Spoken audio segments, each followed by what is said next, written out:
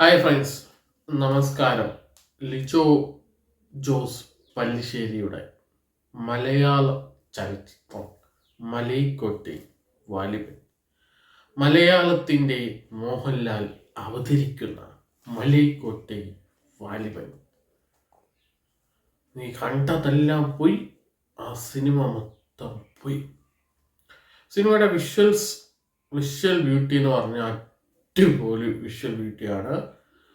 ഒരു സിനിമയുടെ ഫ്രെയിം മനോഹരമായ ഫ്രെയിമുകളാണ്. ആക്ഷൻ കൊറിയോഗ്രാഫി വളരെ മികച്ചതാണ്. സംവിധാനം ചെയ്തിരിക്കുന്ന രീതി നല്ലതാണ്. ഛായാഗ്രാഹണം നല്ലതാണ്. ഒറിജിനൽ സ്കോർ കുഴപ്പമില്ല, ആവറേജാണ്. പാട്ടുകൾ വലിയ കുഴപ്പമില്ലാതെ അങ്ങ് പോയി. എനിക്ക് ഇഷ്ടപ്പെട്ട പാട്ട് അതിലാദ്യത്തെ ഒരു നർത്തരംഗമുണ്ട്. മയിലിനെ തേടിപ്പോകുന്ന റാണി, ആ നർത്തരംഗം എൻ്റെ കട്ടാക്കത്തറ ആകർഷിച്ചു. ഇനി സിനിമയിലേക്ക് വന്നാൽ ലിജോ ജോസ് പല്ലിശ്ശേരിയുടെ ഒരു ക്ലാസ് സാധനമായിരിക്കും. ആക്ഷനോ മാസോ അങ്ങനെയൊന്നും അല്ല, നമുക്കറിയാം. ഞാൻ നൻപകൽ നേരത്തു മയക്കം തിയേറ്ററിൽ പോയി ഫസ്റ്റ് ഷോ കണ്ടതാണ്. IFFKയിലല്ല, തിയേറ്റർ റിലീസ് ചെയ്തപ്പോഴാണ് കണ്ടത്. അപ്പോൾ ഫസ്റ്റ് ഷോ കണ്ട ഒരാളെ എനിക്കത് ഇഷ്ടപ്പെട്ടു, വളരെയധികം ഇഷ്ടപ്പെട്ടു. കുറച്ചുകൂടി സ്ലോയിൽ പോയാൽ അത്രയ്ക്ക് നന്നായിരിക്കും. അത് വെച്ചിട്ടാണല്ലോ പലരും പറയുന്നത്, ഈ സിനിമയെ കമ്പയർ ചെയ്യുന്നത്. എനിക്ക് ഈ ഒടിയൻ എനിക്കിഷ്ടം, കുഴപ്പമില്ലാത്ത സിനിമയാണ്. കുറേ പ്രശ്നങ്ങളുണ്ടെങ്കിലും ഒടിയനെക്കാട്ടി കുറച്ചുകൂടെ മികച്ച മേലെ നിൽക്കുന്ന സിനിമയായിട്ട് ഇതിനെ എനിക്ക് കണക്ക് കൂട്ടാൻ പറ്റത്തുള്ളൂ. ഫസ്റ്റ് തുടങ്ങി ലിജോൻ്റെ ഒരു ക്ലാസിക് സാധനം വളരെ സ്ലോ സ്പേസിൽ വരുന്നു. ആക്ഷനും കാര്യങ്ങളുമായിട്ട് അങ്ങനെ മുന്നോട്ട് പോകുന്നു. ഓക്കെയാണ്. അതിനുശേഷം ലാഗുണ്ട്. ഈ ലാഗ് നമ്മൾ പ്രതീക്ഷിച്ചാണ്. ആ ലാഗിൽ പതിയെ കഥ പറഞ്ഞു പോയി. അവസാനം പോർച്ചുഗീസുകാരുടെ സമയത്ത്, പോർച്ചുഗീസുകാരാണ് ഇന്ത്യയിൽ ആദ്യം വന്നത്. ആ ഒരു കാലഘട്ടമാണ്. നല്ല രസമുണ്ടായിരുന്നു. അവരുമായിട്ടുള്ളൊരു സംഭവം സൂപ്പറായിട്ട് നമുക്ക് കണ്ടിരിക്കാവുന്ന ഒരു നല്ലൊരു മികവുറ്റ സാധനമായിട്ട് തോന്നി. അവിടെ വെച്ച് പടം നിർത്തിയായിരുന്നെങ്കിൽ നല്ലതായിരുന്നു. പടം അവിടെ വെച്ച് നിർത്തണമായിരുന്നു, നിർത്തിയില്ല. അതിന് ശേഷമാണ് കഥ. അതായത് സെക്കൻഡ് ഹാഫ് തുടങ്ങി ഒരു 10-15 മിനിറ്റിന് ശേഷമാണ് കഥയിലേക്ക് കിടക്കുന്നത്. ആ കഥ പറയാൻ വേണ്ടി എടുത്ത സമയം, അത് പറയാൻ വേണ്ടി വലിച്ചു നീട്ടിയ സമയം ഭയങ്കര പോരായ്മ. ലിജോ ജോസ് പല്ലിശ്ശേരിയിൽ നിന്ന് ഇത് പ്രതീക്ഷിച്ചില്ല എന്ന് വെച്ചാൽ ആ കഥ നിങ്ങൾ തിയേറ്ററിൽ പോയി കണ്ട് നിങ്ങൾ എക്സ്പീരിയൻസ് ചെയ്യണം. എല്ലാ പടവും കണ്ടിട്ടുണ്ടോ? ആ കഥയാണ് ഇതിൻ്റെ പ്രധാന കഥ. ആ കഥയിലേക്ക് എത്തിക്കാൻ വേണ്ടി നിങ്ങൾ പോയ വഴി അതല്ല അതിൻ്റെ ശരിക്കുള്ള വഴി എന്ന് പറയുന്നത്.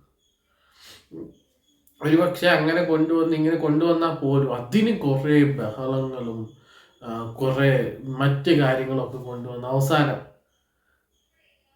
ആ ഒരു സസ്പെൻസ് പൊളിക്കുന്ന സമയമുണ്ട്. ഈ സസ്പെൻസ് സത്യം പറഞ്ഞാൽ പാതി ആയപ്പോഴേ നമുക്ക് മനസ്സിലായി. പക്ഷെ അവിടെ മനസ്സിലാവുന്നിടത്ത് നിങ്ങൾ ടെസ്റ്റ് കൊണ്ടുവന്ന് വേറൊരു കഥയാണെന്ന് നമ്മൾ പ്രേക്ഷകനെ വിശ്വസിപ്പിക്കുന്നത്.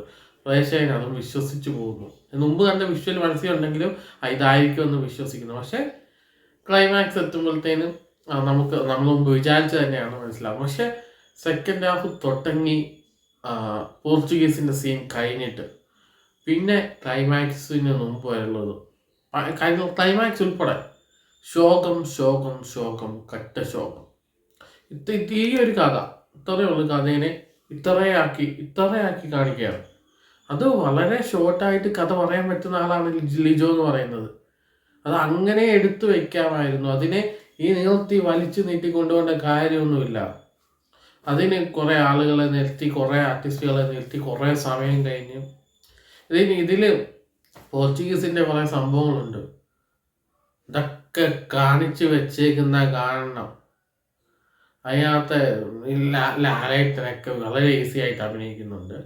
പിന്നെ ഇൻ്റർവ്യൂവിലൊക്കെ വന്ന് നമ്മുടെ ഹൈദരാലിയുടെ ഇൻ്റർവ്യൂവിലൊക്കെ വന്നൊരു വേറൊരു ആക്ടറുണ്ട്, നടനുണ്ട്. അവർ സൂപ്പറായിട്ട് അഭിനയിക്കുന്നുണ്ട് കേട്ടോ. ലാലേട്ടന് അഭിനയിക്കുകയല്ല, ബിഹേവ് ചെയ്യാൻ ഈസി ആയിട്ട് ബിഹേവ് ചെയ്യുന്നുണ്ട്.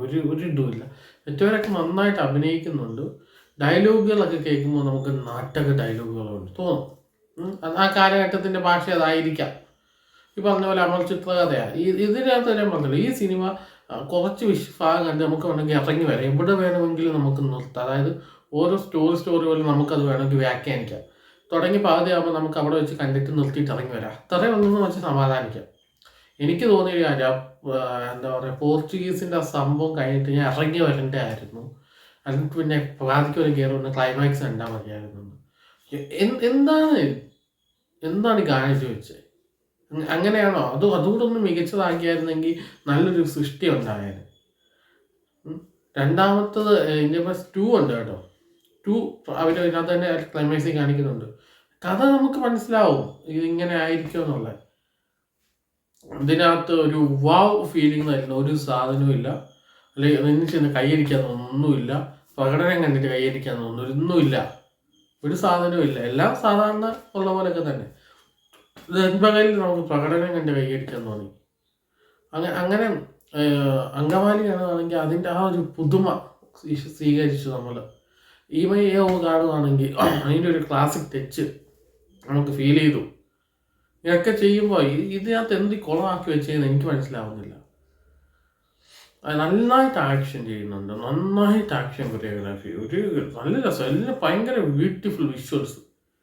പക്ഷേ മെയിൻ കഥയിലേക്ക് വരുമ്പോൾ കഥ വലിച്ചിട്ട് എന്ത് ചെയ്യും, ചാവേർ എന്ന് പറയുന്ന സിനിമ ടിനു പാപ്പച്ചൻ്റെ ആ സിനിമ എനിക്ക് ഭയങ്കര ഇഷ്ടപ്പെട്ടു. അത് ചെറിയ ഇത്രയുള്ള കഥയാണ്, അതിനെ വലിച്ചു നീട്ടി കുറേ വിഷ്വൽസൊക്കെ കയറ്റി ഒറ്റപോലെ വിഷ്വൽസ് കയറ്റി കാണിച്ച്. അതുകൊണ്ടാണ് ആ പടം തിയേറ്ററിക്കൽ ഫ്ലോപ്പായി പോയത്. ഈ പടത്തിൻ്റെ തിയേറ്ററിൽ കളക്ഷൻ കിട്ടും, മോഹൻലാലിൻ്റെ പടമാണ്, സ്വാഭാവികമായിട്ടും കളക്ഷനൊക്കെ കിട്ടും, അതിലൊന്നും പ്രശ്നമില്ല. പക്ഷേ പ്രേക്ഷകൻ ഡിസപ്പോയിൻറ്റഡ് ആണ്. തിയേറ്ററിൽ നിന്ന് ഒരാൾ പറയുന്നത് ഞാൻ കേട്ട, ഈ ഫസ്റ്റോ സഹിക്കാൻ പറ്റുന്നില്ല, സെക്കൻഡ് ഞങ്ങൾ എങ്ങനെ സഹിക്കും? അത്രയ്ക്കാണ് നിങ്ങൾ ആ പടം പോർച്ചുഗീസിനെ അവിടെ വെച്ച് നിർത്തിയിട്ട് ഈ സ്റ്റോറി അതിനകത്ത് അവിടെ വേറെ എന്തെങ്കിലും ഒന്ന് രണ്ട് കാര്യങ്ങളോട് വെച്ചിട്ട് കയറ്റി വിട്ടായിരുന്നെങ്കിൽ, വേറെ രീതിയിൽ എടുത്തായിരുന്നെങ്കിൽ ഏതോ ലെവലിൽ പോയേനെ. ഇത് ചുമ്മാ കുടുംബ വഴക്കും സീരിയൽ കഥയൊക്കെ കൂടെ അടിച്ച് കയറ്റി വിട്ടിട്ട് മനുഷ്യൻ്റെ സമയവും പോയി. ഇത് തീരുന്നില്ലല്ലോ എന്ന് വിചാരിച്ചു. എനിക്ക് ജീവിതത്തിൽ ആദ്യമായിട്ട് ഒരു പടം കണ്ടിട്ട് ഇറങ്ങി വരാൻ തോന്നി. ഞാൻ ഇതുവരെ ഒരു പടം കണ്ടിട്ട് ഞാൻ തോന്നിയിട്ടില്ല. Very very disappointed. LJP സംഭവം എന്നൊക്കെ പറഞ്ഞ് നടക്കുന്നുണ്ട്, തേങ്ങയല്ല. അദ്ദേഹത്തിൻ്റെ വിഷ്വലും അദ്ദേഹത്തിൻ്റെ എക്സിക്യൂഷനും ഒക്കെ നന്നായിട്ടുണ്ട്.